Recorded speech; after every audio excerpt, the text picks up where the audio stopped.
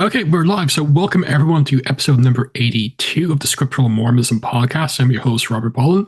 Just in terms of announcements, next Saturday, I will be recording not one, but two streams. One in the evening, my time with Zachary Wright of FAIR. We'll be responding to a recent short video on the Book of Mormon and purported sources for it, as well as some of Joseph Smith's ideas. So, that'll be a fun episode. But in the morning, my time, 7 a.m., 8 p.m. for those in Hawaii, Celine Defoe, who co authored a recent article on memory studies, 9/11 survival testimony, and the first vision accounts, will be coming on to give an overview of her research on the topic. So that'll be a fun episode as well. It should complement that of Stephen Harper. There's a few other things in the works as well. But for instance, tomorrow I will be actually having a discussion with a Roman Catholic apologist here in Ireland on Mariology with a focus on the Immaculate Conception. So that'll be fun. Okay, and hopefully the video will drop later tomorrow or Monday. So with that over and done with, we have a new guest, a friend of mine. He's actually been on some streams before, but never on a podcast episode, Sam Henninger. So Sam, welcome to the podcast. And before we go onto your topic that discusses foreknowledge and other fun topics, how about you give everyone an introduction to yourself? For instance, have you always been a Latter-day Saint? What got you interested in religious studies? What's your education? And also, what got you interested in this particular topic as well? Great. Yeah. Thank you, Robert, for inviting me on. I reached out to you a month or two ago and was excited to hear that you wanted to at least watch me flounder around on your show on this topic. But for my story, I was born and raised in the church. I actually grew up in Northern Virginia, so near Washington, D.C. And being out there, uh, yeah, outside of the Utah bubble, as it were, I had a lot of experience either being made fun of or just having a small friend group, just having church friends and things like that. Being Mormon out near DC, it's you have a target on your back most of the time, and it's nothing too bad. But I uh, spent my education, my 20s, going to Utah State actually, and so go Aggies. I got my bachelor's in psychology and then my MBA from the John Huntsman School of Business. And so that obviously prepared me well for this topic, which actually came sort of out of left field for me. I'm complete amateur. I've had experience in terms of I was preparing to go to grad school for psychology and get more involved on the research side of things. So I had a good idea uh, as far as undergrads can have a good idea of how research is actually done, what a scholarly and academic perspective looks like, how to think critically. And so over this past year, I'm fairly active in Jacob Hansen's Thoughtful Faith Facebook group. And whenever the topic of God's sovereignty, God's foreknowledge, and human free agency came up, it seemed like people were in their camps and there was nothing that I could say to get anybody's attention that might be anything hybrid to that. There's a lot of people who are very well set in this idea that what God knows means it must happen and he knows everything. And that never really sat well with me. Just an adding matter reminded, if you don't mind. I used to be on the fair email list, and the running joke was no politics and no discussion about God's foreknowledge. Okay, right. It's definitely one of those third rail topics, right? Where if you touch it, you're dead. Um, but that's also what interested me because so many people, and it's a secondary issue, right? There's so many things much more central to the gospel of Jesus Christ that I don't think, well, there certainly are broad disagreements, I suppose, but as far as inside the church, we can all agree on so many basic things, and having faith in our Lord and Savior Jesus Christ is not something people have much issue with as they're active in the church. But this particular topic really stood out to me and was of interest because, like I said, everybody seemed to have very strong dogmatic opinions about it, and it none of them really answered my intuitions about how this dilemma, how these puzzle pieces all fit together.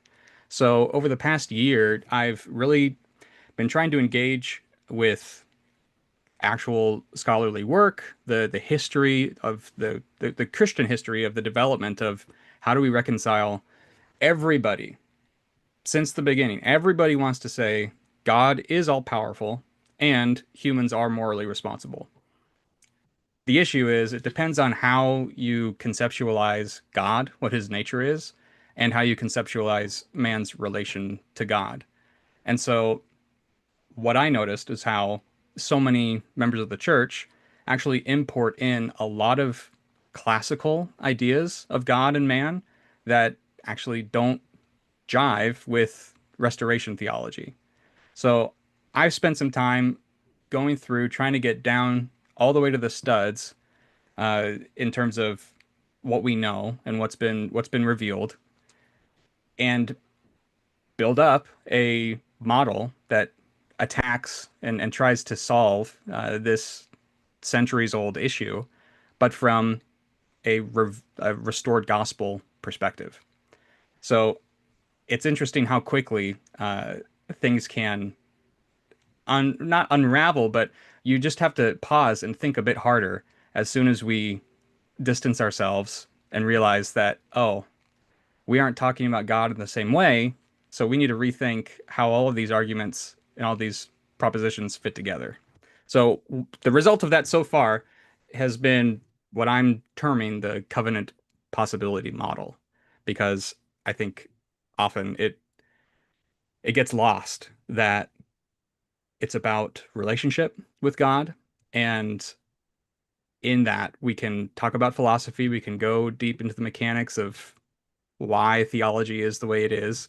But in the end, my purpose and the thing that I would love for viewers to get from this conversation we'll have is a deeper sense of trust and faith in Jesus Christ. So, all that said, there's plenty of really nerdy intellectual stuff that personally I'm still trying to get a full grip on. And Robert, you can tell me just how many of Blake Ostler's toes I'm stepping on as we walk through this stuff, because many of these things are well-worn arguments, and I just hope to offer some different ideas, some different answers to how we go about putting these puzzle pieces together.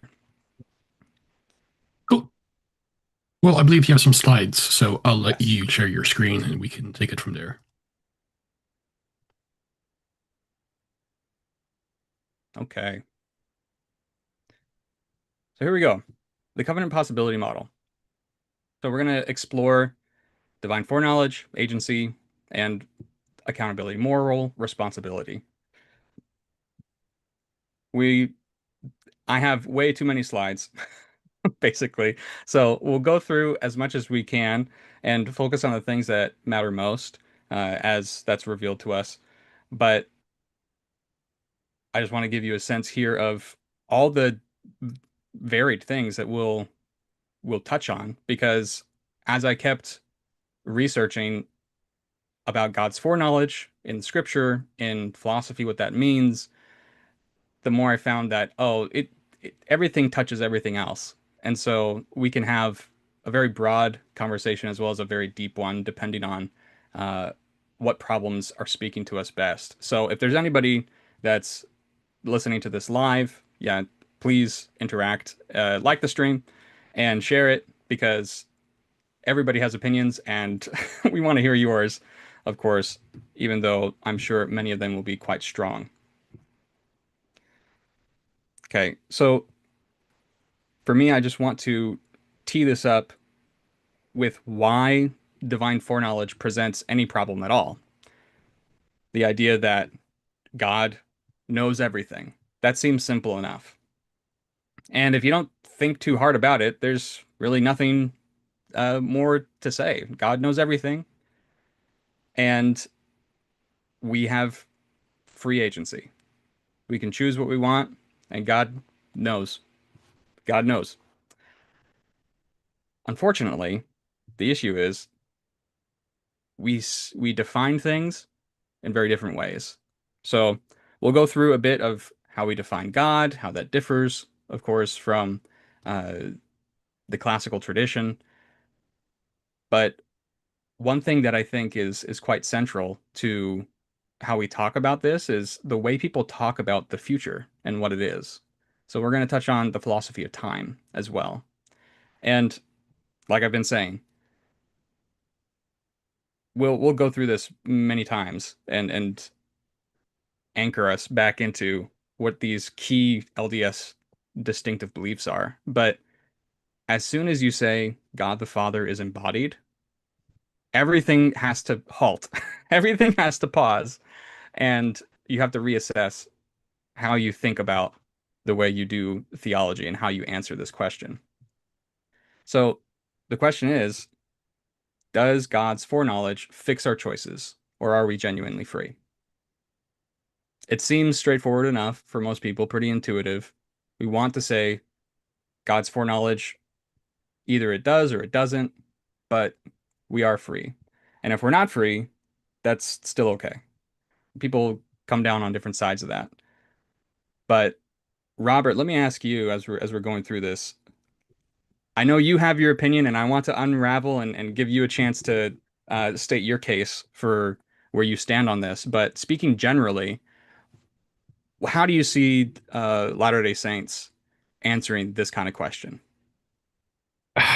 Most, because they don't really think about the ramifications of this, would hold to what I would call simple foreknowledge.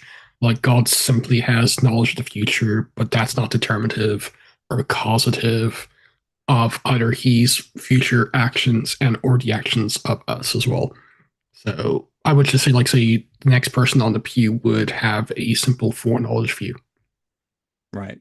Yeah, I think that's fair. I've seen that a lot of myself.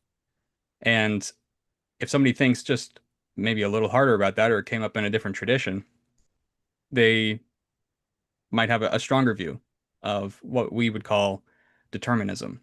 Or there's this idea called compatibilism. So determinism would be God knows everything because him knowing it causes it, and it can't be otherwise. So whatever he knows is going to happen, regardless of what you do or desire.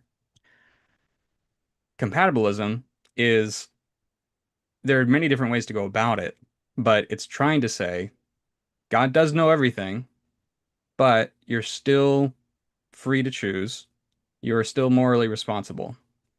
And as we'll go through this, Robert and I we can break down some of these major prevailing models that have developed across Christian history and where I think they fall short. And I'll offer maybe a couple different arguments as to why I think they fall short. But just to keep things moving,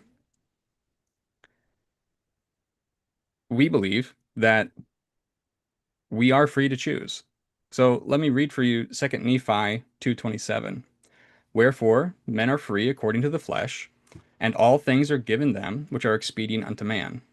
And they are free to choose liberty and eternal life through the great mediator of all men, or to choose captivity and death. So I want to start with this very basic thing that I think, again, many people take for granted. They don't think too hard about it, that we do have free agency. We do have the ability to choose. And what's more, I'm sure some of us have heard or recall Elder Bednar. In fact, he's one of the more recent ones I can remember talking about this. He spoke emphatically about our use of the word free agency as a mixture of the terms agency and free will. And he said it's a misnomer, that moral agency is a more accurate term because depending on who you talk to, there may be some determinists or compatibilists out there who are very interested in preserving the sovereignty and the perfection of God, that they redefine what agency means. And they usually redefine it to mean you can do what you desire without being coerced. That makes you free. Or they'll straw man and say, well, free agency, well, I'm not free to go fly like Superman to fly and disregard the laws of physics. I'm not free to do that, so I'm not a free agent in that way. What we're talking about here is moral agency, that we are free to choose between good and evil. But of course, there are laws of physics and other such things that naturally bound and create constraints around the choices we can make. Okay, so we're going to break things down a little further and ground ourselves in this restorationist idea. In Doctrine and Covenants 93, 30, and 31, it says, all truth is independent in that sphere in which God has placed it, to act for itself. Behold, here is the agency of man. So, to be able to act for oneself, that's essential. And as I've been looking into this more and more and spending time thinking about why is it that I just can't seem to find a a an answer, a model, a framework for this question that I see some people getting very worked up about. They can get very dogmatic, they can get very confused, and especially when we get into the problem of evil, people can lose their faith if they have a wrong or incomplete idea of how this concept, how this issue can be resolved. So for me, I think one of the main things that the restoration has given us is putting us in direct relationship with God because he is embodied. We are of the same species, and he desires for us to become like him.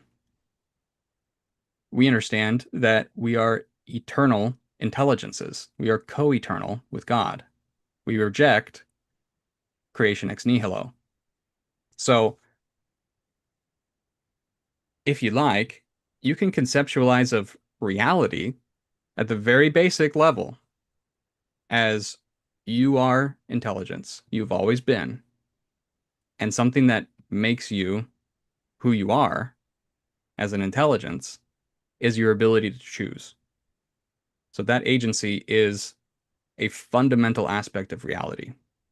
It's also something that God uh, honors and gives you as a gift, but it's something inherent to you, to each of us.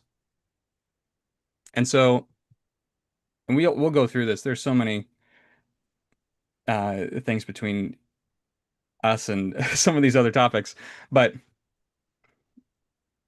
I want to set things up and we can go through sort of the history of how Christians have tried to answer these questions. But I just want to start off by saying that most of the time they are interested in preserving the sovereignty and perfection of God. That's where they start. They start by defining and deducing the nature of God. And then they relate that to humanity. I think for us, one of the great things about the restoration is that we know enough now about who we are as eternal beings that we can answer this question from the opposite angle, from the opposite way, starting with us as agents, eternal moral agents, and reach out in understanding God from where we stand. Whereas for all other Christian traditions, as I understand it, because of creation ex nihilo, everything starts and ends with God. So there's only so much you can do to answer who you are and what your purpose is. For us, though, we can have a much more detailed and meaningful conversation about the nature of intelligences and eternality. But to set things up and give you a sense of why this has been such a troubling idea for so long, if God knows, and he can't be wrong. If he knows something in the future is going to happen, and he can't be wrong, it has to happen. Okay. So you can't do anything else. There's no other way for that thing to turn out. It turns out the way God knew it. This has been a problem for at least 1500 years. So we're, here's a slide about Boethius, and frankly, there's much more I could read from him and learn about and get that perspective. I wonder, Robert, if you've engaged with him at all and how this more historical perspective, this classical tradition, has shaped the conversation up till today.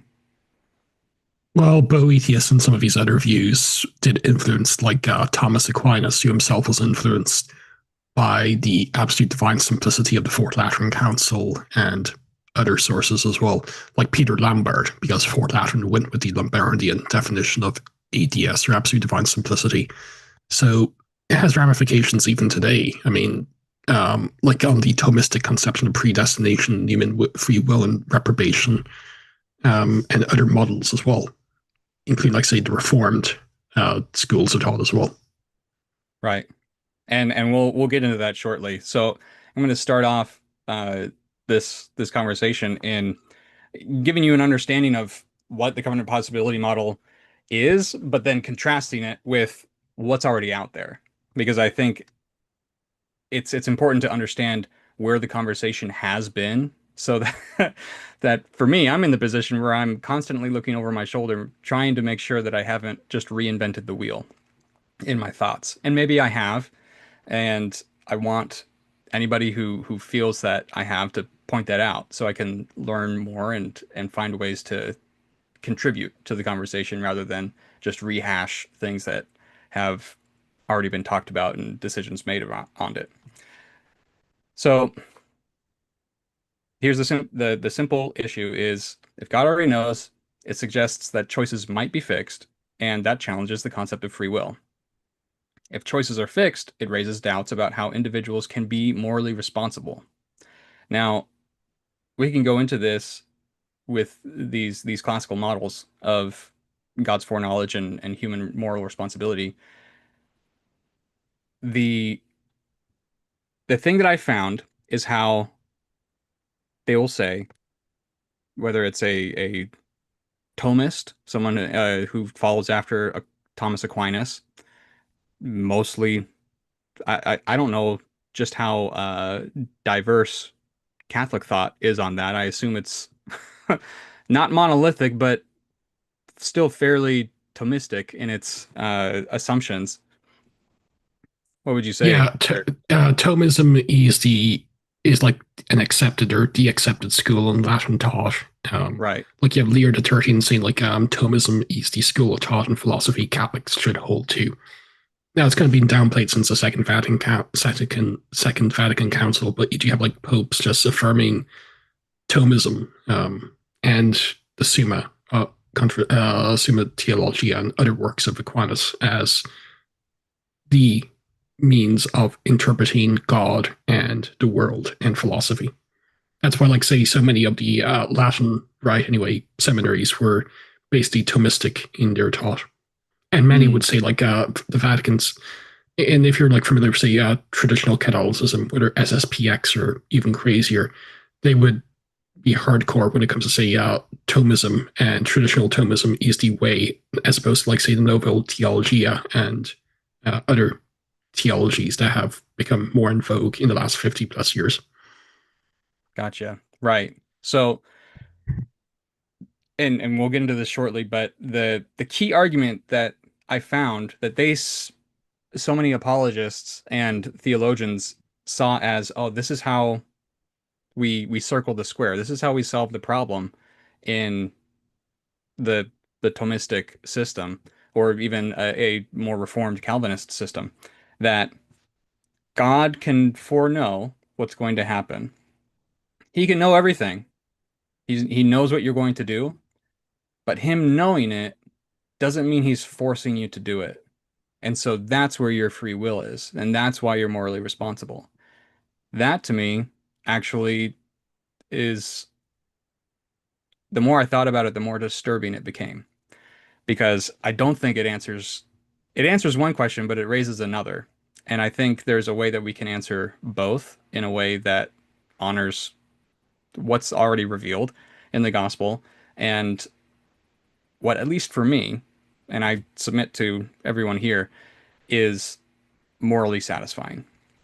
Because let's just jump right into Thomism here.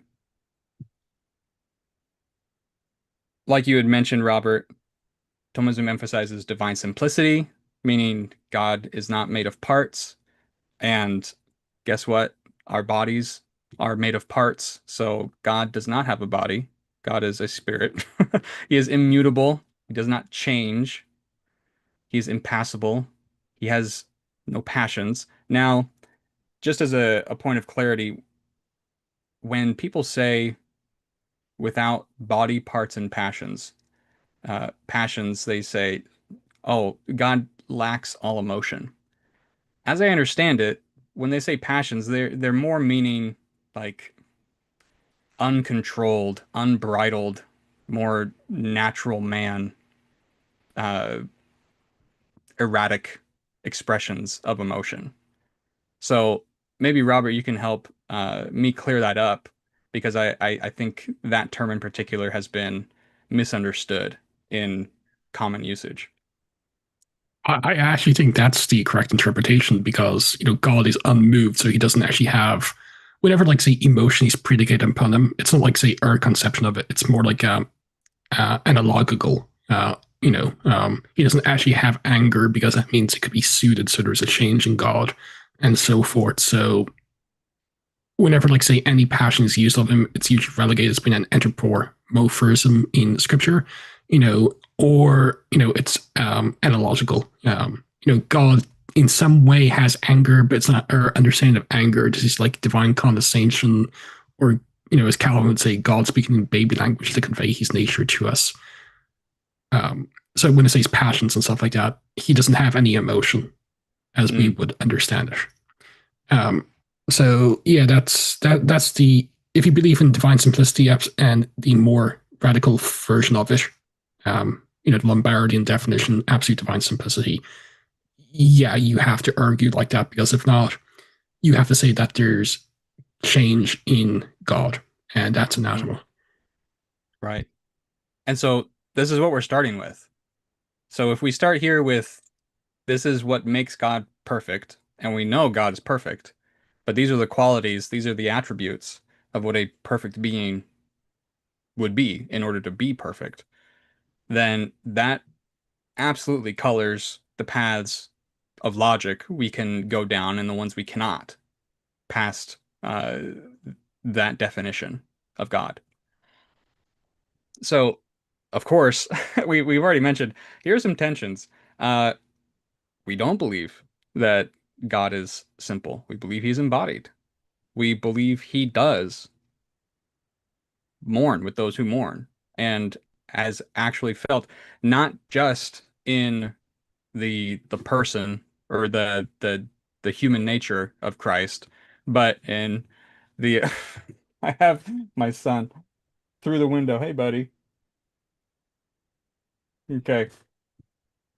But each of these things, okay.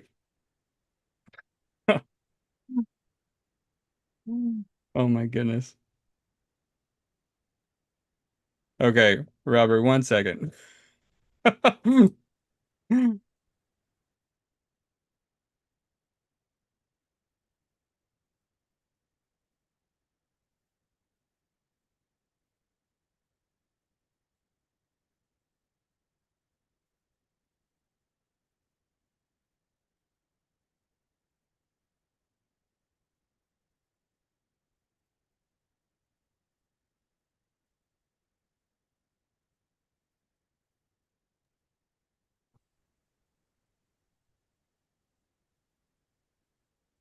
Right. I'm back now. We're just going to have a whirlwind tour across the history of how different traditions have tried to answer this question. So next we'll do Calvinism. So for me, I think it's one of the more stringent, perhaps extreme. And to lighten it up, I've included a good old Monty Python gif. But the idea here is that Before God you has continue, decreed. I have to say this: Flying Circus is the best comedy series of all time. So Yes, Flying Circus is great. So, as I understand it, for Calvinists, God has decreed sovereignly what is going to happen. There's nothing that's going to happen that he has not already said is going to happen. Now, I'm going to switch to the slide, switch to the slide because the GIF keeps playing. But to give you an idea of what that means, everybody in this conversation across history wants to say God is all powerful, he's all knowing, but that doesn't make him implicated in evil or sin. That, in every argument I've heard, I've just not been satisfied in the logic that they use. For instance, Calvinists have developed this idea of decretive. So God decrees his decretive will and his permissive will. So there are things that God wants and he expresses that will and so it will be. And his permissive will is he doesn't want it, but he's going to permit it for some greater good. and they ignore the fact that this actually means that there's parts in God. Right. Yeah, I struggled so much in trying to get any Calvinist position, either GPT or a person online to concede that it it's all his will. There it doesn't make sense to try to differentiate it that way other than rhetorically, which Yeah, I don't think and is true. yeah, and also like, and perhaps you'll discuss this, but like one thing that just kind of annoys me and shows like a lot of reformed apologists are deceptive would be say, well, yeah, God decrees the end, but he uses means. But he also infallibly decreed the instrumental or secondary means by which actions take place as well. So simply saying like, well, he decreed the end, but like he still uses his means as well. In a secondary sense, it's like, yeah, but you're just kicking the can down the road. He's still responsible for them as well. Right.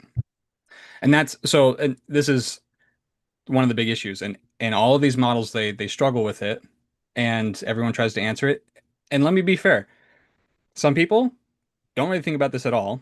They adopt that simple foreknowledge and they are satisfied. Lots of people have found satisfaction in any one of these models according to their tradition. I'm simply expressing that I've not yet found satisfaction in any of these traditions because of my belief and my testimony in the restored gospel. So, right, if God is this classical idea of Trinity, of absolute divine simplicity, impassible, immutable, he knows everything, he cannot be wrong, he has infallible, exhaustive, definite foreknowledge, he knows what you will do in every instance. Yet, even though he created you out of nothing, he is not the author of sin. And that to me just it it frustrates me and it boggles my mind to see people take that position. I think the more I've studied this, I think people that's all they're left with when we adopt a classical view of God. That at some point they have to make arguments that aren't sound or really wrestle with the idea that some a God who created everything and could have created it any way he wanted to and created it such that there was evil in it is responsible for it. Now, I'm not saying that just because God is the overall creator doesn't mean that he's the one committing sin, but he has the knowledge and he has the ability to intervene. So in that way, and this gets to like one of my big points here that I haven't seen many of these models acknowledge. And in fact, they do their best to avoid it, to deny it. But I'll say right now, and we'll get into this a bit more, the thing that I realized is we need to treat this idea seriously. And maybe I don't have the perfect wording for it, but right now, the idea here is if we believe that we are moral agents, we believe that God is perfect, He's a loving Heavenly Father, I think it's important to adopt some sort of axiom that says to know something beforehand, to have foreknowledge, necessitates a appropriate moral response. And so I don't think the idea of God decrees one thing, but he permits other things, I don't think that doesn't float my boat. And I don't know if it does for anybody else because obviously the problem of evil looms large over everybody and trying to make sense out of tragedy or sin, trauma, all of these things loom large. And we're all grappling with that problem, and no one more so than someone who's just experienced some sort of tragedy. And so I want to be sensitive to those who may be experiencing something very heavy, very difficult in their life right now. And depending on the type of way you understand God and what foreknowledge is and what your relation to moral responsibility is, you could either get better a lot quicker spiritually or you could really struggle. But to keep things moving, right, Robert, you mentioned this idea of simple foreknowledge, and it is what it says. It's God knows, but we're free. And it doesn't go much beyond that.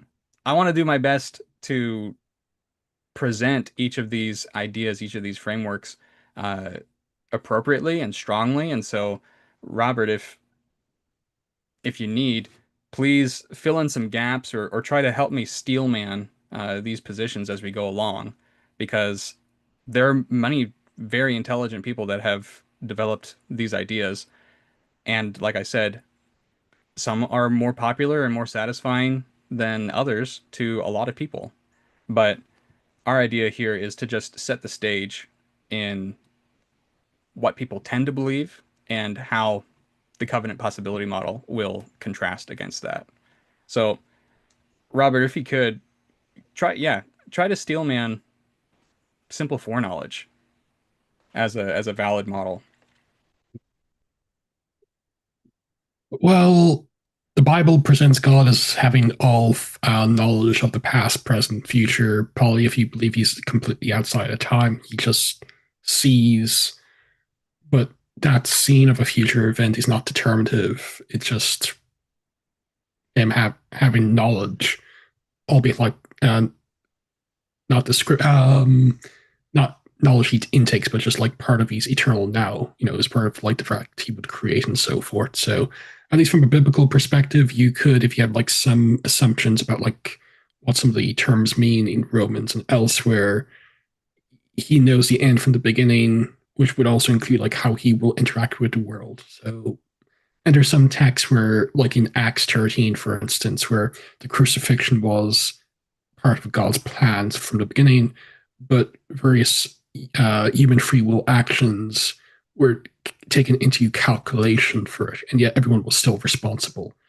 Although Mm, that could also be used for, like, say, a compatibilist free will understanding as well in Reformed theology. So, right, right. And so I've heard uh, analogies given, and I think it would serve us to conceptualize where people typically land or what their positions are on this topic. I've heard it said that, say you are experiencing time like you're in a car, you're driving a car down a road. You have a car in front of you, you have a car behind you. The car in front of you blocks your vision of everything else. That's all you can see, and that's just the next moment. And then the car behind you is the moment you were just in. So you're always in the present, but you're driving down this road. God is up on a hill, a ridge, a mountain. He can see the whole road. He can see all three cars. He knows exactly what's going to happen. He can see it all. He's an observer. He's a perfect one too. That to me fails to satisfy because God is not just a neutral, far off observer, which you'd be forgiven if a classical concept of God could lead you to something more like that. We understand that God the Father, again, is embodied, glorified, passible. He feels things, he mourns with us, and Christ does too. He desires our good in a way such that he wants to help. He and he can and he does. So it's not the analogy doesn't hold for me because there's a sense where he's not just the guy on the hill, but he's also in the car with you. And so I want to give Robert again just an opportunity here. Molinism is, I think, one of the biggest, uh, most popular things or models out there in terms of how do we find like a middle path here. And so, if you could, Robert, just give me your understanding of what that even means. Well, I'll give you the most complex one. Molinism is basically, again, a version of divine simplicity, usually absolute divine simplicity, and so forth. But God knows there's like certain God knows what will happen in the future based on this decree, based on what will happen when people have libertarian free will, and somehow middle knowledge says everything that will happen in God's decree and comes together. Where basically it's like the best of possible worlds. It's very like Leibniz, where God knows as per his decree everything will happen, but at the same time they're still taken into account and what's created this universe with the maximal number of people who are saved and maximal people who use libertarian free will or their free will to be saved and so forth. It's one of the more convoluted ones because if you're familiar with the history of it by de Molina and others, the Roman Catholic and the radical, not the radical Reformation, the attempts to counter the Reformation, the second win of the Reformation, the Counter Reformation. Basically, how you can actually have uh, predestination, which is a Catholic dogma, but still a sacerdotal system, sacramental system, where not everyone who's elect to be justified will actually also is elected to persevere to the end. So some type of genuine free will that's not been extinguished with the fall versus the more radical predestinarian views of the reformers like Calvin, Zwingli, and Luther. And to be fair, like most Catholics don't hold to middle knowledge. If they do, they usually hold, like, say, some kind of view of congruism, a la Bellarmine. Funny enough, it's the Protestants who tend to be Molinists, most notably William Lane Craig. Right. And I've certainly learned a lot from him about Molinism. And again, I don't find it satisfying. I think it's in a lot of ways word games because one of the ways that Craig, I've heard him explain Molinism or the idea of middle knowledge. So the idea of middle knowledge that derives from natural knowledge, I believe, and free knowledge. Those are the two where natural knowledge is just cause and effect. God knows everything due to cause and effect, how that will play out. Free knowledge is he knows everything agents like us, humans, will do. The middle knowledge idea is he knows everything we would do. And so, like Robert was saying, before creation, before time, before existence, God, because he created ex nihilo, God within himself thought through every every way that creation could unfold and he chose this one. And however this one is turning out, that's the one that he had chosen before creation. And Craig likes to use, like I said, I see them as word games, the circular reasoning that if God knew you were going to do X tomorrow, and then you chose to do not X, well, he actually would have known that you would have done Y from the beginning of time. And I find that a little sneaky, logically. Also, if you read his book on middle knowledge, he basically concedes there's scant biblical evidence for it. Like he appeals to the text in Samuel where David is told what would have happened if he went somewhere else, like one of those narratives where, and that's really like the scriptural basis. Ultimately, at the end of the day, if someone wants to be hold to Molinism, fair enough, but you're not going to really be able to do a very good job on an exegetical level. At best, you be able to show like there's nothing against it in terms of exegesis, but there's not much from it. It's not a perspective the biblical authors would themselves would have known about. I think everyone would agree with it. It's more like, say, based on philosophical presuppositions. Um, Yeah, that's fair. And now, even according to Craig, so, and he's a Protestant, so hey, well, that's good to know because again, so many people can be they can dig in their heels on a given system because again, we're all trying to affirm that God is worthy of worship. He is perfect and we should worship him. And we're also all trying to affirm that yes, humans are genuinely morally responsible. Now, whether or not you think free will has to exist or how you define that in order for us to be morally responsible, that's just another spectrum, another position to come down on. To round things out for now, let's jump into, I think, Robert, perhaps the favorite point so far for us, and the more recent, as I understand it, development in this question, which is called open theism. So, open theism, where all the other systems see the future as no different from the present or the past, that it's just as settled, just as real as the present is right now and as the past was. That the future, it's just not yet, and God knows it all. Open theism suggests that the future is open, that it's not determined, it's not fixed. And so that has come about to be fairly interesting to me. The more I've dug in, the more I've seen not just what classical critics say. They want to say, if you think making the future open doesn't conflict with God's perfection and absolute foreknowledge, then you're mistaken because what you're saying is God doesn't know everything. That's the common critique to open theists. And Robert, I'd love to hear where where you land on this, a bit of an explanation and a bit of why, because the more I've learned about it, I think there's plenty of good that we've come across, and there's a lot more that the restored gospel can add to it.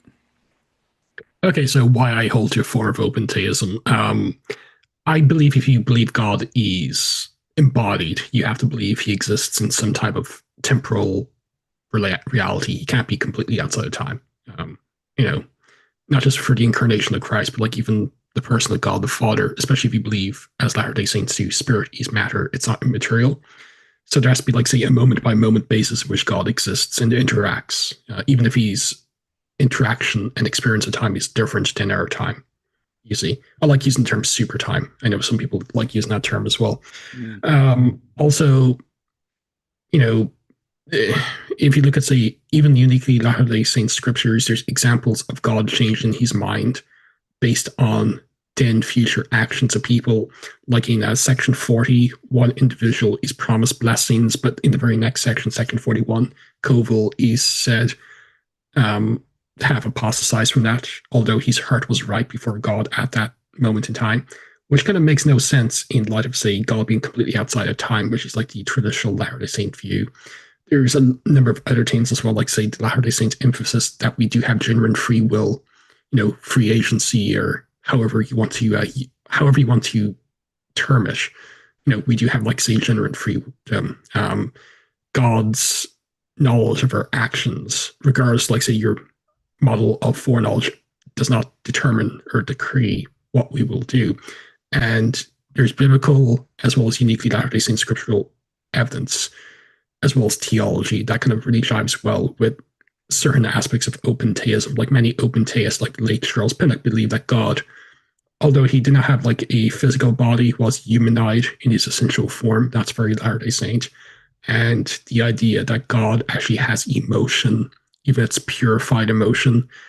Many open theists, well, some process theist theologians like my friend Tom Ord hold to that view as well, as do like Sanders and others. And the idea, like I said, the God who weeps is actually part and parcel of not just the Book of Moses, but open theistic theology as well.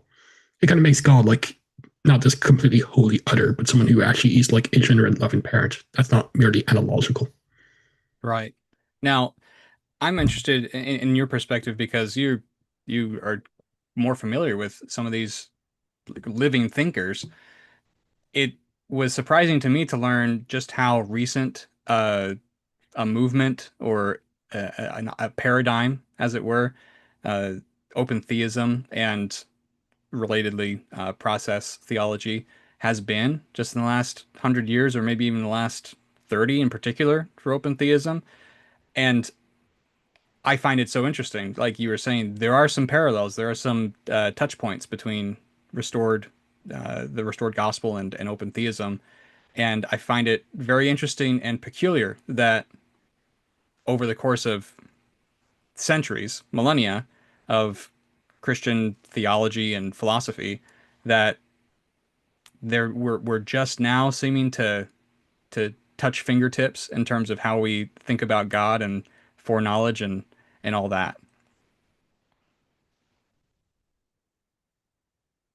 So I'm curious your thoughts on just the seeming irony of how open theism has come about and how much there is that the restored gospel would support in it.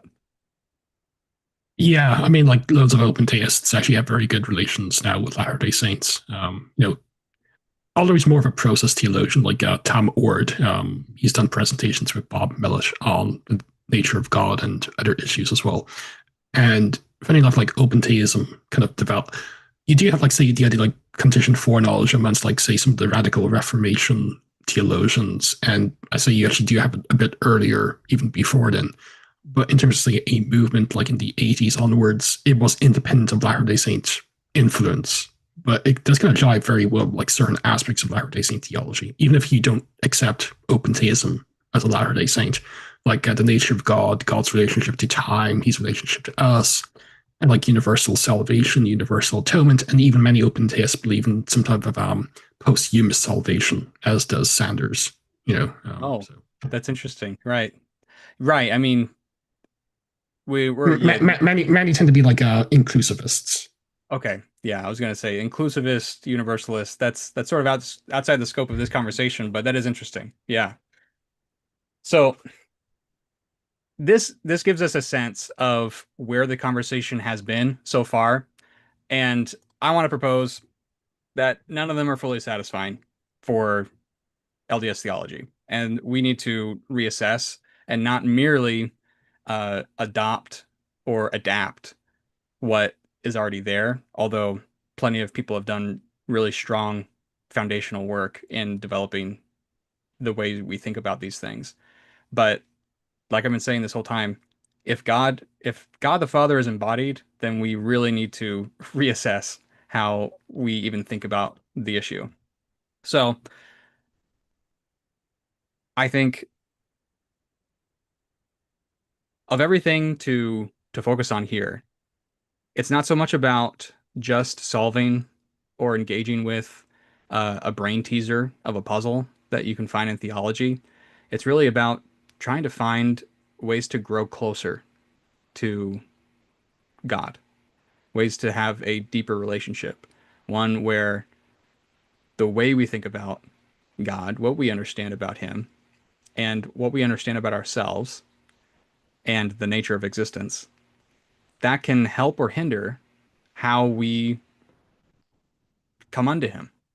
So it's my hope that over the next little bit, I can really just simply lay out why these ideas flow together and why they can help you and your family, friends, and others in your ward, let's say, in your community to grow closer to Christ.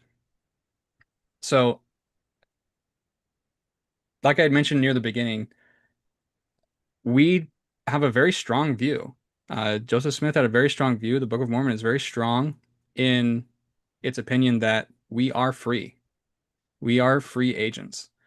And I'm I'm taking it from a philosophical point of view that instead of trying to define God and make sure that he has all the attributes he needs to stand up to philosophical debate, let's start with who we are.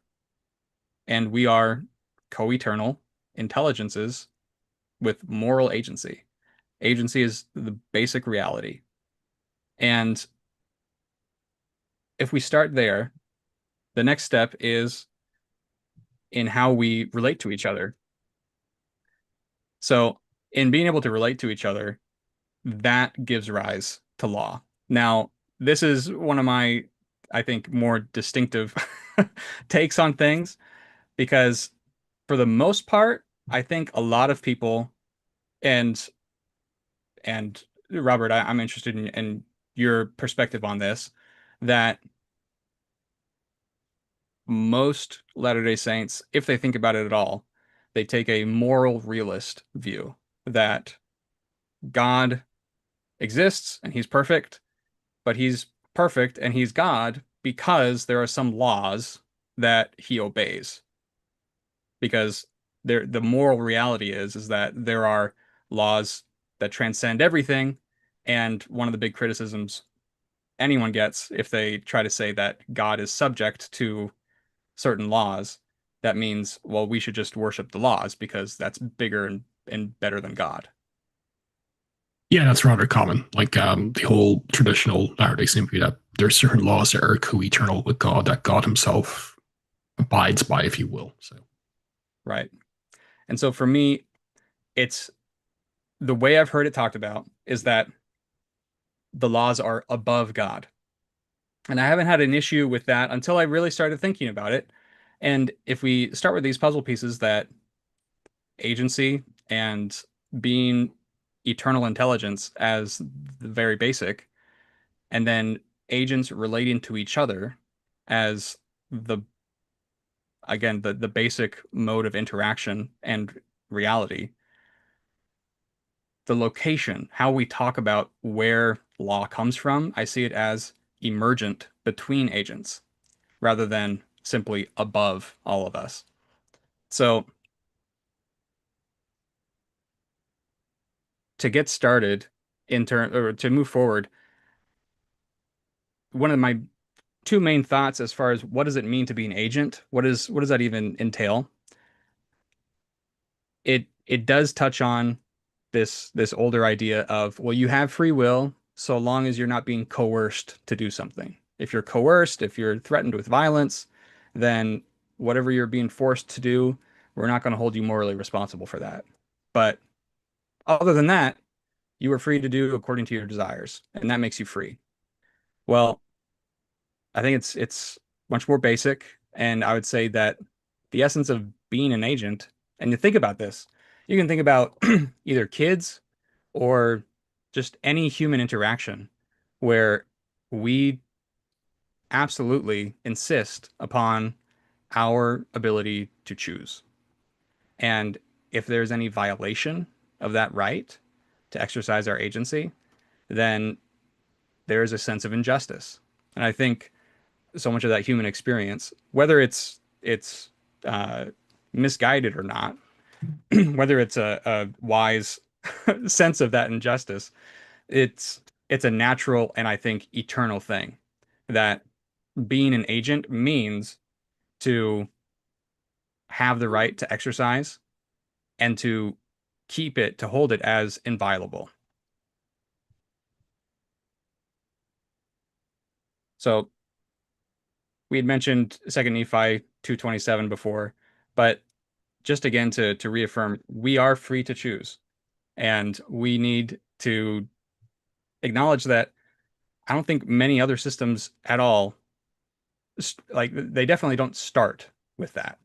They see it as, at best, you are a, what they would say, a secondary cause or a proximate cause to whatever it is you choose to do.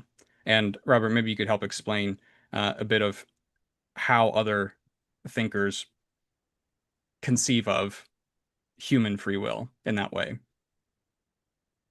In what way? In how they how they try to say that humans, they obviously do choose, but they are morally responsible for it. Well, like in the compatibilist view, you basically do what your nature requires you to do, or forces you to do. So you're just basically doing what you want to do. So that's one way of doing it. In the Latter day Saint view, you choose without being coerced to do it. Although there's the acknowledgement that things external to you, like your environment and your upbringing, influences you, but you're not bound or fixed by that. You're never tempted beyond what you can actually endure. And of course, like say the Arminian view is you have a diminished free will, but you still basically choose. But it's not like a libertarian free will because of the nature of the fall and other considerations as well. Again, it kind of depends on the tradition you talk to. And of course, there's going to be like nuances to what I just said as well. Sure. Right. And yeah, like I said, this is a really big topic and lots of people have strong opinions about it. But generally, I'm here to defend what is termed the libertarian free will, which is the idea that you could have done otherwise. So for us, we're just gonna zip right through. I want to connect a couple of these larger ideas through with philosophy, just to give you a sense of the idea of free will is obviously a much larger conversation than just in religion. And what I've found is how there are a lot of people who are convinced that free will doesn't exist. And from that, basically everything else flows. We are just a little dot, a little nexus of things happening to us. And I think we can be very clear that having such a, in psychology, we would call that an external locus of control, meaning you feel like things happen to you more than you happen to other things. Having an internal locus of control, feeling like I am in control of my life. I know what I can do. I have the capacity to change my surroundings versus my surroundings are in control of me, which obviously there's interplay. We're not divorced from our surroundings, but it comes more down to the posture of how we interact and how we think of ourselves. So for me, the big idea here is how if we are eternal agents, we have to interact with each other. We do. Uh, Whether or not we have to, I suppose. We just do. And from that interaction, law emerges. And so, what I mean by law is given enough time, given enough interactions, if there are two rules, I have a right to exercise my agency, and you do too, and neither of us are allowed to violate each other's agency. Over time, through iterative interaction, there's going to emerge a pattern that shows you, most patterns are going to show you how that breaks down. That depending on your choices, you are eventually going to violate or have your agency violated. This is where the idea of justice, and we're going to get to the centrality of the atonement, comes in. Because what happens? What do you do if an agent violates another agent? And maybe Robert, you can speak a bit more broadly about why this idea of agency is connected to justice.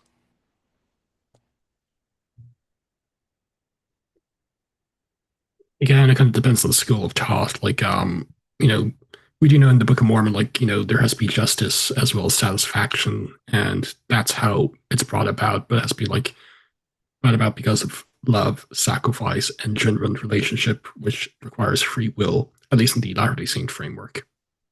Right, right. So for me, it goes agency, relation, law. Those are the three things that are the foundation and the basis of reality. And how God comes into all this, I'll put it this way. There are three different levels of moral or ethical philosophy that I'm at least drawing. These are different people with different ideas that they've contributed, but I want to focus on perhaps what might be a bit more of a linear idea here and connecting these. So I've heard other great thinkers. I'm pretty sure I've heard Blake Osler and Terrell Givens mention Martin Buber before. He's famous for his idea of the I-thou relationship, which essentially is an understanding and an awareness that we can treat people as instruments, as means to an end. We can dehumanize people and treat them as as things, rather than other people, other agents, eternal beings of intelligence. So to engage in an I-thou relationship means to see them as something in a way that's eternal and sovereign, and not as something that is just a thing to act upon. Similarly, the social contract theory, and this is like more political and sociological, something that people may be familiar with just from school. The social contract theory is how are we all going to get along just in our day-to-day, actually lived mortal life? We need to find ways to not step on each other's toes and keep this thing called society going for as long as we can and as healthily as we can.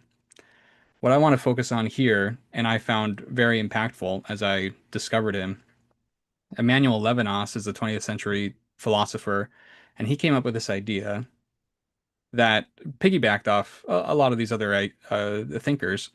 But for him, where Martin Buber or the social contract theory are reciprocal, it's I'm not going to dehumanize you. Okay, that's part of Martin Buber, but the social contract theory is something that's inherently reciprocal. So I'll play along if you play along. And I think that's not wrong. There's definitely a level where we learn how to reciprocate and cooperate.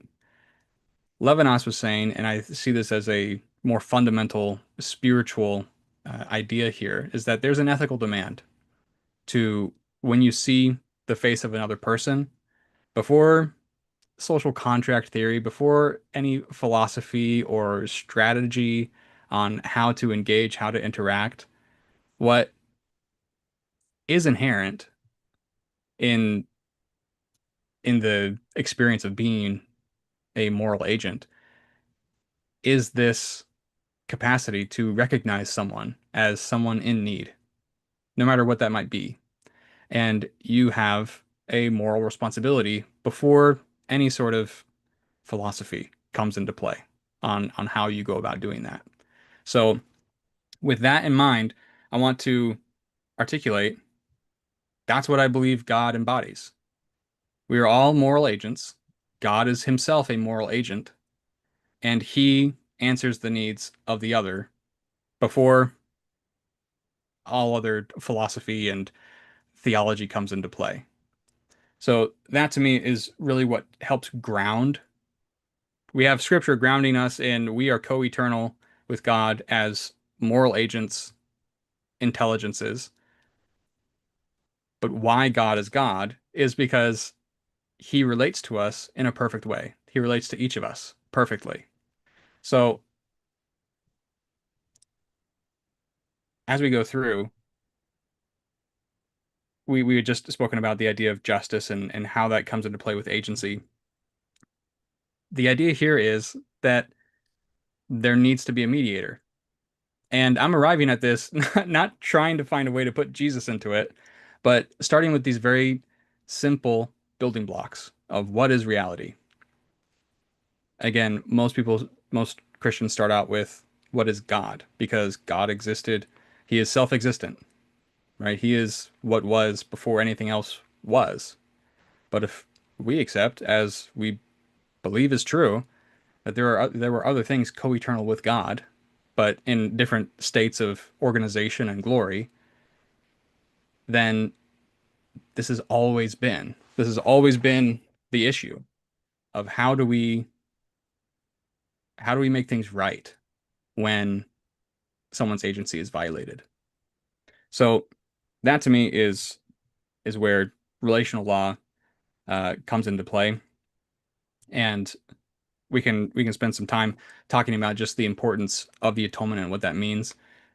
But we've been going for a little while now, and Robert, let me check in with you. There's maybe a couple more uh, building blocks here in terms of the model, because one thing I've also found is that the philosophy of time, I mentioned this a bit earlier before, people tend to think one of two ways, and I haven't been quite satisfied with either one.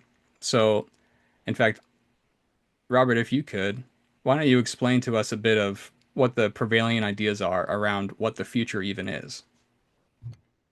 There's the A theory of time that says time is lineal, where the present is a reality, the past is something that has happened and is no longer experienced, and the future has not yet happened. That's I would say that's the Latter-day Saint view of time, but that's just me. Then there's the B theory of time, where the past, present, and future are just as real as one another. That's the view many people who believe God is completely outside of time, or some other advocates hold to. I know Tarek the Core has defended the B theory of time here on this podcast, and he's wrong, as he's wrong many, many other things, especially these days. I've listened to Tarek, and I've forced myself to engage with him because he comes from a very different angle than I intuitively do. But yeah, Especially now that he's a papist. Yeah. oh my gosh. Yeah. So it's good to stay abreast of different ideas, I suppose, but Yeah, but there's other ones as well, different theories, but there's basically the AB theory of time, where what is the only time that's real, if you will. It's a bit more complex, but like the present exists, the past no longer exists, and the future has to come into existence. Or the B theory of time, where like they're just as real as one another. right. Of course, like that's just like a very simplified view of it. Like I'm sure, like when someone comes on, like yes, I know it has been nuanced, but that's just like a really straightforward way of explaining the differences. Right. I appreciate that. Yeah. That's great. Thank you, Robert. One thing I wanted to add here is because this is what I'm actually building off of. So like you said, there's A theory or presentism, and then the B theory, eternalism. And there's something that people call the growing block theory, that the past and the present are real and the future gets added onto it. It gets taped on every present moment as a continuous flow of the block that is all of the universe, all of history through time, uh, is just being added onto. Now, my frustration here is we do want to say, and we affirm, being LDS, that God does know past, present, and future. Knowledge is well, truth is knowledge of things as they were, as they are, and as they are yet to come. So for me, I'm building off of and modifying this growing block theory that there's some sort of dynamism. There's some sort of the future is real, just not real in the same way that the present and the past are. And I want to share perhaps an interesting or bizarre analogy here. If we are to take, let's say, that B theory idea, that past, present, and future are all equally real, it's just a matter of you are experiencing it one cross section of time at a time. And so you are progressing through, you can imagine yourself from birth to grave in a sense, your experience is just one dot along this line. You can imagine that line as the if you were to perceive all of who you are, it from birth to death as one organism, it'd be like a big snake of just you as a baby on one end and you as whenever you die on the other end. Let's just say old man, old woman, and be happy for that. But if we were to conceptualize it like that, you're just moving across what effectively this higher dimension. I don't want to get too crazy here, or too you know new age in the way I'm trying to use these metaphors. But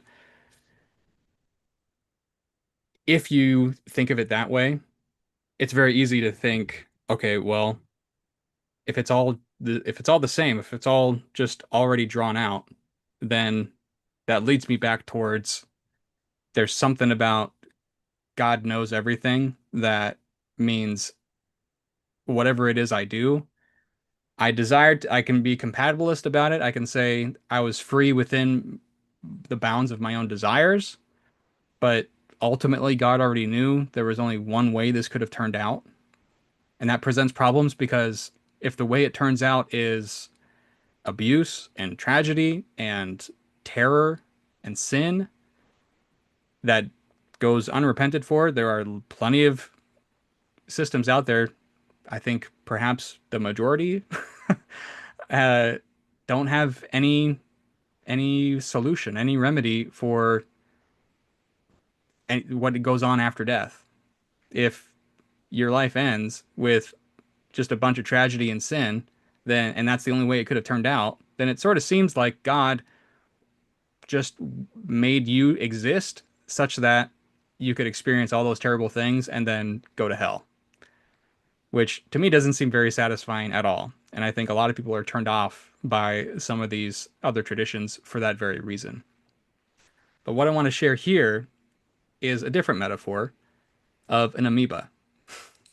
And as cute as this little guy looks, you might say, the purpose of saying, as opposed to a single snake of your existence across time, I see it as the future is open. Things are not determined.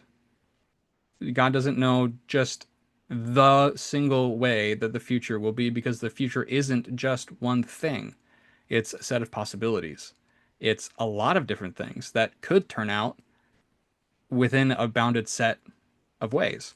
So, what we do, instead of just being a snake that lies across the sequence of time, we are constantly reaching out and probing through our ability to reason, to educate our desires, to imagine, to pray. And I think a lot of ways God instructs us to pray so that He can help us think bigger, to imagine better outcomes. And in that way, we can, that would effectively translate to this amoeba analogy as we are extending our pseudopods out into different potentialities and realizing different futures that you could have chosen different ways. Now, Robert, I see you smirking, and maybe it's about the way I'm describing all this, but how is this hitting you so far? I know that we're getting a little out there. We are, but when it comes to saying something that's as esoteric as this, I think you're allowed some leeway when Yeah. it comes to stuff like that. So it's okay. It's okay. I'm just monitoring the chat, but Oh, I haven't even allowed myself to look because I can only imagine. it's fine. Nothing crazy. It's good. You can go. Well, I bring this up to say that I do think LDS theology demands something that is more dynamic. And so I would call this a possibility space, that the future is real, it's just not actualized. It exists, but the way it exists is different from the present and the past. And similar to, we love importing different scientific analogies. Some of these I do find very useful. And so we can challenge the premise, but let me just say, moving forward, when we think about, say, quantum mechanics, that you can know certain things about a particle, but once you observe those things, you can't know other things about it. That there's a wave function of probabilities that collapse, shrink into one thing when you choose to observe what that is. In a similar way, in a parallel way, I think the way we make choices, the future exists as a set of possibilities. And we can go moment to moment. Some are very big possibilities, like who's going to win the next lottery jackpot, or what are you going to have for dinner? It can range in terms of scope and the matter of input. What I want to communicate here is for so many people who have a more natural or simple mindset around this, it's very tempting to say all of existence is just cause and effect. We call it event causation. There are some who argue for agent causation, that even if the world is full of cause and effect, and we can get ourselves into nasty little logical traps and saying, well, what is consciousness? What is desire? What is choice, if not just randomness? I think there's a way to explain how we can choose, and it's in a way that cannot be reduced to prior events.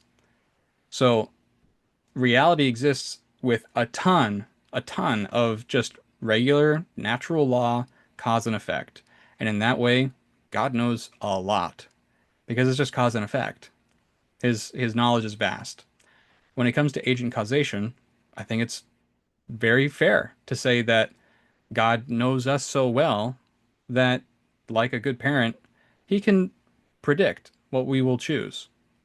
Now, the problem here is that there's a limitation of language, or it leans us a certain way. We like to talk about the future as what will happen, as though there's only one thing that could happen. Now, we know in the present, it's just one thing that's happening. But until it happens, the future exists as a set of possibilities that once it gets closer to the present, it comes down into just one. Now, I think it's important for us to consider how being able to think about how is it that God can know so much. He can look into the future and know so many things, but he doesn't determine what it is. Well, and how do we solve the this issue of what happens to these people that they didn't do anything wrong per se. It's just a bunch of bad luck, a bunch of bad things happened. How does that cue into how God's prophecy operates?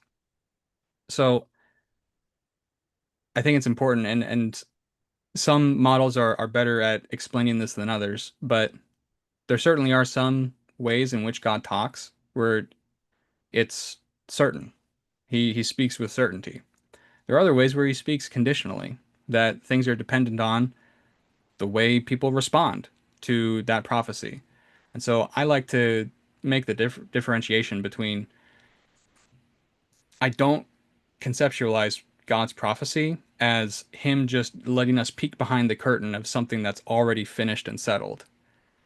More often than not, I think prophecy is set as a warning to correct course toward better ends. And that's why God invites us into covenant, because covenant is what helps further constrain all the possibilities toward the good. So as we go along, I do want to affirm I do line up with the open theist side of things in terms of the future is undetermined. That doesn't mean it's unknowable. It doesn't mean it doesn't exist. It does exist as a set of possibilities. And unfortunately, I've seen so many people defend other models and just say, well, yeah, God knows all the potential, all the possibilities. He just also knows which one you will choose. So that it points them back towards determinism. I think there's something about the way we think about the future that makes it such that we we just need to think a little differently about it. And because of our foundational point that we are co-eternal intelligences and moral agents with God, that the nature of the future is that not just event causation, not just cause and effect, but we are genuinely, because we are co-eternal with God, we are genuinely sources of causation. We can't cause everything, but within our purview, we can start new causal chains. And I think that the more I've looked around and tried to find people who agree with me in the broader Christian community, I have not seen many.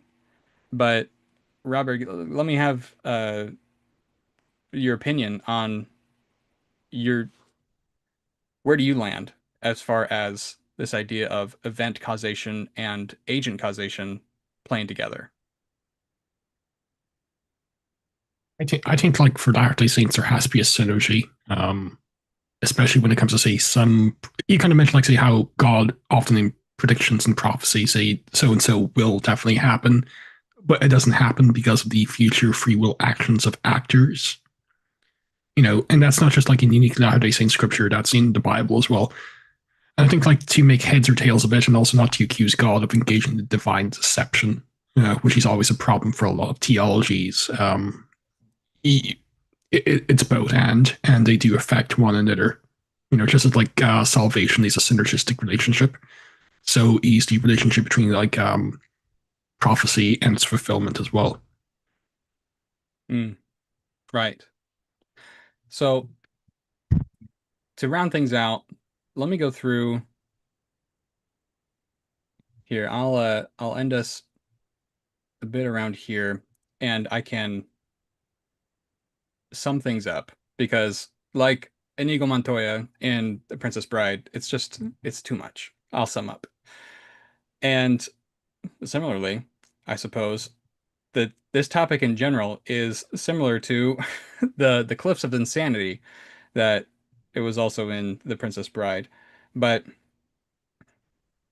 I'll just run through one more time. I think it's important for us to understand that I want this to be something practical. I want this to be a place for us to understand God better and understand our own relationship to Him better, to make prayer something more useful and imminent in our life. Because if we can see that the way our theology, the way the restored gospel has been revealed, is that we are genuine co-creators with God. And it is in a very limited sense in mortality. And we have a faith and a hope that it will grow in its scope and grandeur beyond this life. But it's not simply God just knows what's going to happen. And because God knows what's going to happen and He's totally sovereign over everything, that's the certainty that you can place in Him. And that's what makes Him worthy of worship. I'd much rather think that because God chooses to be in relation with us and He chooses to relate to us perfectly in all things and at all times, that is why we naturally, instinctively, just as humans do now, we respect, we admire, we love God for that. And in that sense, we give Him glory. We gave Him glory before we came to this earth. And so to understand all that means the purpose of life is not to rest in the certainty that God is just the one who has all power and all knowledge. And so whatever He says goes, and it turns into not to be too critical of it, but I do get the sense from many apologists that I've tried to listen to and try to understand their arguments and their perspective so I can steel man. uh, their systems.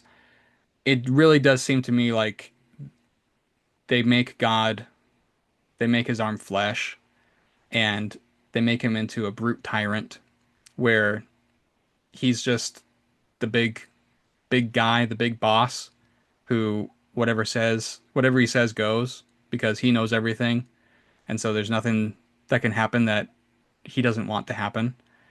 And I think there's one level where that is important, maybe true to an extent, but I see the purpose of it pastorally to be you can put your trust and you can raise your worship to that image of God.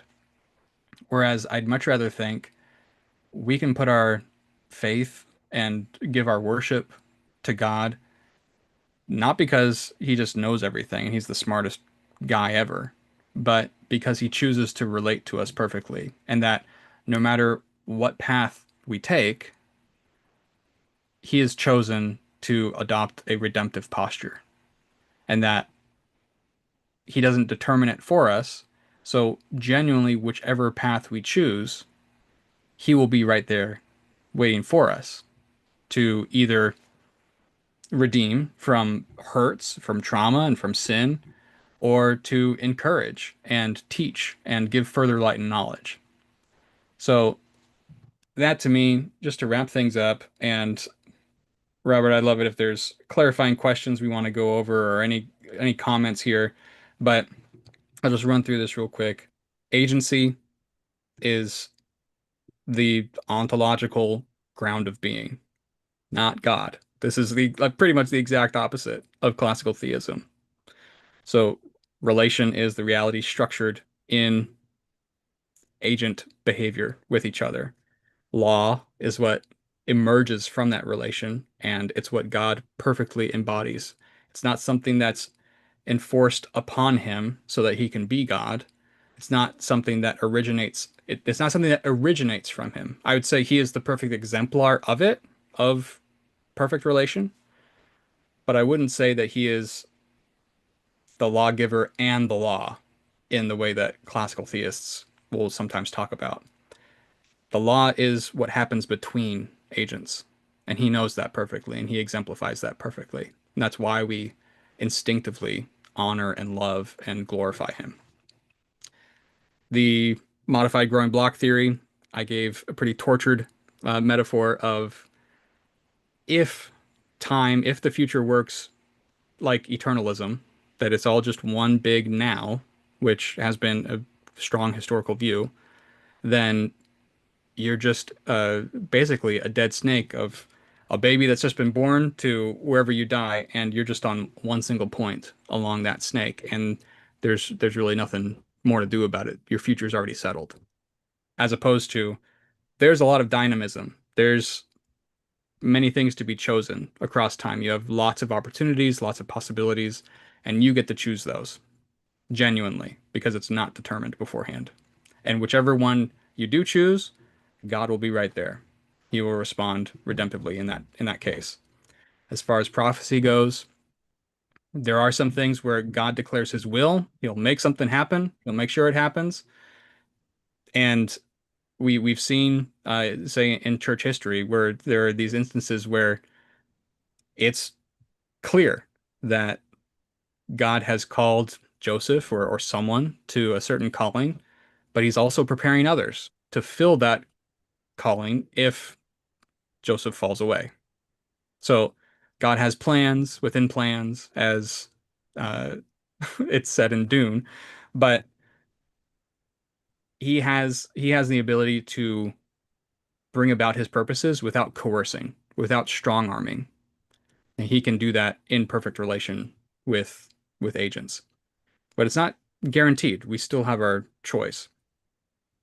As far as the problem of evil, I believe that the covenant possibility model makes it easier for us to understand God's not the author of sin. That I think in large part, it's in fact, it's probably we can just say it's not only in the scripture, but it's in the curriculum that we take a position of soul making in our theodicy, that the reason there is suffering is so that we can learn, and so that we can grow.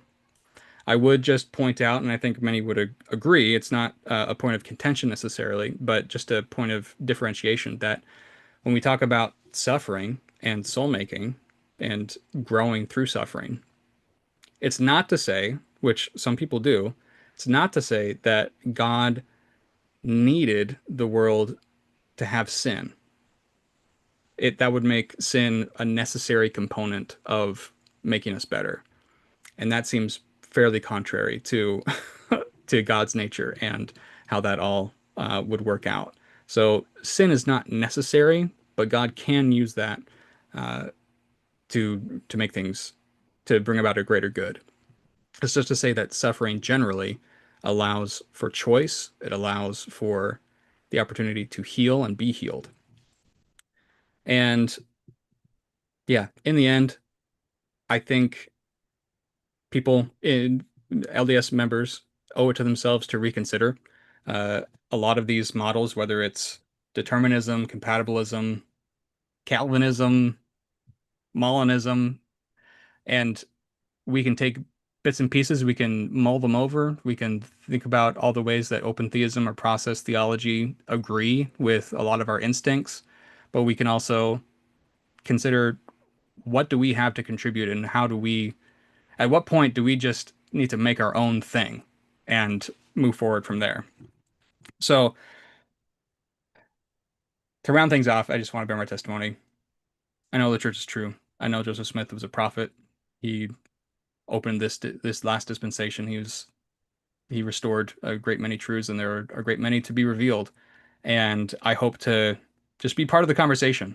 I come to you in weakness and a lot of epistemic humility, and I hope that you gleaned something useful, or at least something to consider as a consequence of this presentation. So thank you. Well, thanks, Sam, for that presentation. Doesn't look like there's any questions from the audience. So whether that's a good thing or a bad thing, I'll let you decide. Uh, well, any questions from you?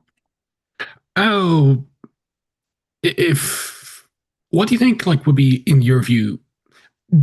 Do you like have a moment in time? Because I'm guessing like you were raised, not this. I'm guessing like you may have like been raised or had like a the traditional view, up to a certain point. Was there any like moment in time or any event that kind of made you realize, or where everything clicked together and you kind of realize like maybe sometimes say contingent foreknowledge or open theistic view made better sense? For instance, I think I've shared this before, but I was working a lot on, like, say, the nature of, like, say, prophecy, mainly Joseph Smith's prophecies and biblical prophecy. But I still had the traditional view that God knew infallibly the future, no ifs, ands, or buts about it, even if he didn't know, like, say, counterfactual knowledge as well, like things that could have happened if things happened differently. Do you know who John Trentis was? Oh, that's not familiar to me. Okay, well, he was like an ancient Near Eastern scholar. He worked with firms. He did some work on Joseph Smith's prophecy. So I remember like having an email exchange with him about this, and he basically said he did not believe like say the second coming was a fixed stage. It changed, or it could change based on like our free will actions. Hmm. And I'm not saying he was an open theist, but like that kind of made me realize like, oh, maybe the future is not like completely settled, and that kind of eventually made me realize like, and then only after that did I actually come across like open theistic stuff like by Sanders and Hmm. others, and that kind of really made everything click, at least in terms of the my perspective. So for me, Yeah. it was like working on nature of prophecy and other issues, as well as like petitionary and intercessory prayer and its efficacy. Exodus Hmm. 32 is like a classical text. So was there any like particular moment or particular issue that kind of made you um, realize like, yeah, there's something to this open theistic concept? Yeah, I think for me, it definitely came down to it, again, just this past year, it did seem like so many people had a more the compatibilists that were in the Facebook group were very vehement in their views. And I just kept butting heads with them and thinking that surely can't be it. It seems like you're just forcing this contradiction to make sense. And it wasn't clicking for me. And so I thought about there. I'm sure plenty of instances in anyone's life where you think it didn't have to happen that way. Whether it's tragedy or, you know, you didn't do as good on a test as you would have hoped. Like it didn't have to go that way, or it could have gone better. There are many things where I had big plans and I worked towards them and I consulted the Lord and was eager and faithful as I knew how to be throughout it, and it didn't turn out the way I expected. And I just thought to myself, how is it that all of these ideas, all of this imagination that felt so real to me and so sure was not materializing? So I thought to myself, either there's something wrong about the human experience where I'm allowed to imagine a bunch of things that could never, that just aren't going to happen, or there's something functional about using one's ability to reason and plan and think ahead and imagine that even if it's not accurate in the way you'd hope it was, that it's still meaningful and speaks to what the future even is. In fact, I'm reminded, I believe it was President Thomas S. Monson who, in one of his last talks or something, he loves sharing poems. He loves sharing excerpts of poems, and in one of them, he talks about how God made the earth, He made the rivers and the mountains, and He made all of creation, but He left the art to be made by us. And that to me was, of course, poetic, and I didn't think much about it until I was researching this in greater depth. That even if we were to say, well, God determined Michelangelo to make what he made, and the Sistine Chapel was created all according to God's plan. Sure, in a sense, that's true.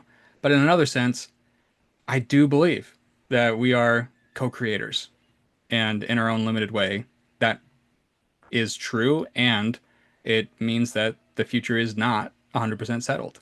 It is constrained. There's laws and uh, laws that govern the morality and the natural laws that govern it, but the future is not totally settled. We actually do have two questions. Great. One is from Scooby Smacks, who has been pretty active in the chat, but I'll get Hey, to that question great. afterwards. I'll just kind of ask Michael's question because it came with a super chat. So thanks for that, Michael. He has a question for you. Using the CPM paradigm, how does God give a person a dream or a vision of an exact future event in which they are acting precisely as seen? Yeah, So an example would be what is now Section 137 of Doctrine and Covenants, or the fuller version, if you're familiar with that, of the future of the 12 apostles, or some other vision in Scripture and other revelations where um, people are in view in a prophetic event or prophetic vision. right. Yeah, and I I connect that question, that the idea of it, back to what I mentioned just earlier before, and how we know we have uh revelation that God, we can call it God has plan Bs, God has contingencies, but God is himself a moral agent, and he works toward us becoming a Zion people. That's his end, that's his purpose. And so he'll act redemptively toward that. Now, in the case where there's a lot of moving pieces, there's a lot of agents involved in a particular event coming about, I think it's no difficult thing for the covenant possibility model to say, yeah, God will work upon the hearts and the minds of everyone involved, and it's more a matter of who's receptive, who's listening. So if someone has the gift of night visions, then that might be a means by which God can communicate something's going to happen, or this is something that you need to act in such a way to bring it about. Well, he does say, as a follow up, he does believe it is possible to act differently from the vision. But the question stands as he also believes one can see an event in order to change it. And I think that might be the case, like for some of the visions, like Section 137. None of that actually happened because the free will actions, usually sinful, of some of the participants of the Quorum of the 12 at that time, you know, um, or even Lehi's vision of the tree of life. He saw, like, say, his son's Laman Lemuel, like, going off by the wayside. But how he treats him after he had that vision, he still believed it was still a possibility they would not fall into what the vision predicted as a possibility. He did not think it was fixed, simply seeing a vision of the future.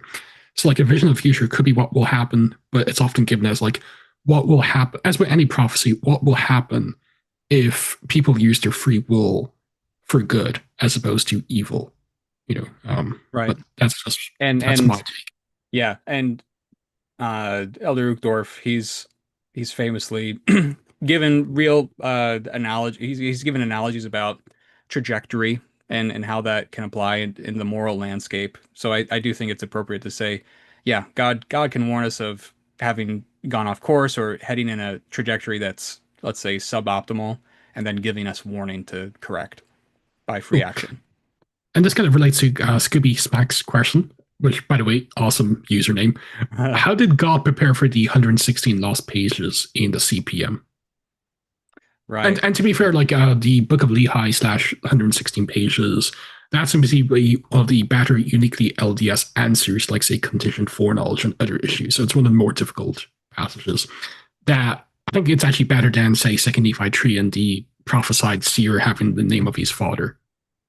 Right. Yeah. So I think as far as how the CPM answers that, yeah, I do think it's common for us to think about that historical event and how it's revealed God had prepared that all along, and so we think, man, God was, calling the shots 1400 years in advance and making preparation in that way. And I don't have a problem saying that God has sufficient foreknowledge to understand that, okay, yeah, let's plan for this contingency. And I don't think there's anything limiting God to understanding that. Now, he is acting as a moral agent. If it were the case that Joseph listened to God and didn't listen to Martin, and the manuscript was retained, then who knows, right? And I'm not suggesting that we just go off on a bunch of counterfactuals, but what I am saying is that in this idea, if we conceptualize ourselves as all eternal moral agents, which I think LDS theology uniquely allows us to do, then God acting as his own moral agent with a ton more context than we do means that he can make his plans without coercing us or strong arming a certain outcome. And he can plan for things way ahead of time. Cool. Yeah, to be fair, like, and I said this someone who does hope to a form of open theism, the 116 pages is probably like one of the better examples against it. So it's one of the more difficult texts, but both perspectives have difficult texts as well, like say the go-to text for their position. It's Sure. just whichever one I think offers the better harmonization. And I think Yeah. ultimately that's the open view, especially like say other commitments Latter-day Saints do have, like genuine freedom and a rejection of predestination and other issues as well. But that's a good question, Scooby Smack. So thanks for that. So there's no other comments or questions. Like any final comments, like any suggested reading you would recommend on this issue that you found useful? Sure. Well, and to let me round out this thought directed to Scooby's question, I'll say one thing that has really helped me conceptualize the future in a way that's, I think, more conducive to the restored gospel and uh, the CPM generally is how we don't say that the future doesn't exist. I'm not inclined to say that the future exists in the same way that the present or the past exists, in that it's actualized, it's fixed. But it does exist in a way where it is not just open, it's not just chaotic possibility. There is structure and order, and it's ordered morally, it's ordered naturally. And so there's certain ways that things will tend to turn out, but it also comes down to how agents choose to respond along that chain and start their own causal chains as well. With that, it's not like there's just a widespread of probabilities and possibilities that randomly condense into what the present moment is. I think God and we have this capacity to look out and say, what's more likely?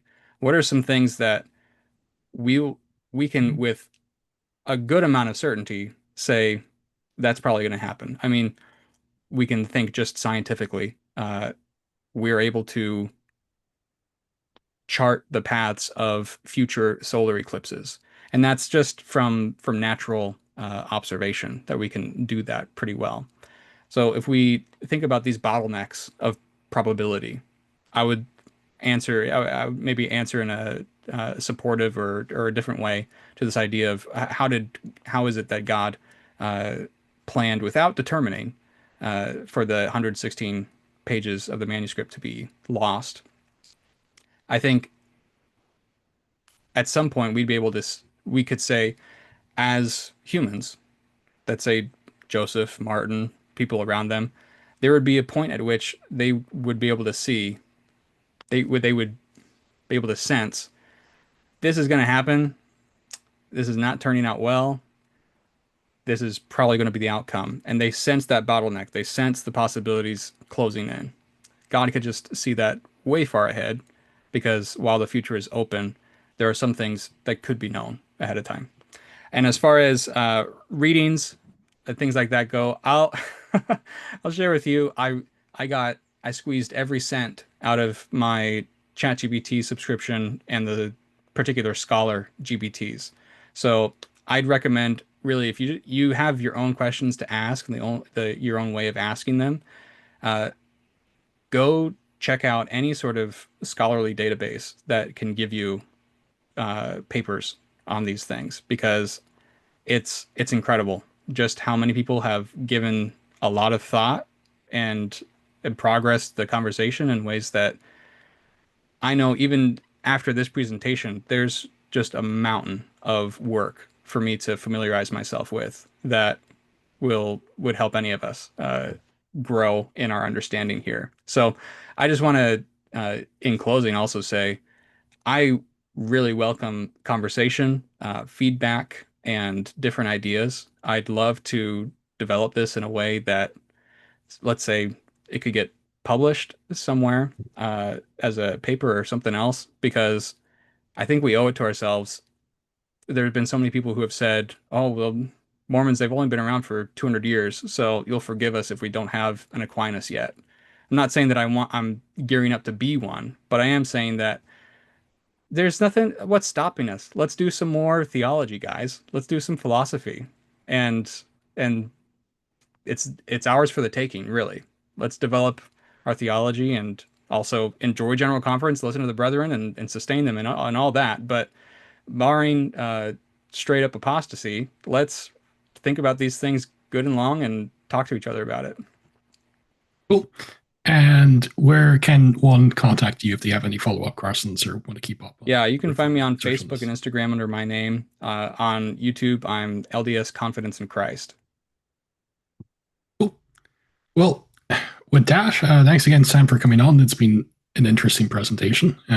We'll see. Will be interesting to see how it pans out in the future when you update it and interact more with it. So Great. Yeah. And hopefully we can actually have you on again in the future to maybe like focus on like something more specific because that was quite a lot. It was a lot. So anybody who stuck through this, yeah. Yeah, We congratulate you. I'm thinking like maybe in the new year like have once every while like a round table of like LDS taught on like different topics like nature, prophecy, or something like that. So I'll keep you in mind when that happens. Well, yeah, thanks for coming on. Thanks for everyone for tuning in. Hopefully this has been educational. And of course, like hit that like button, share, subscribe, and share. So yeah, take care. See ya. See ya.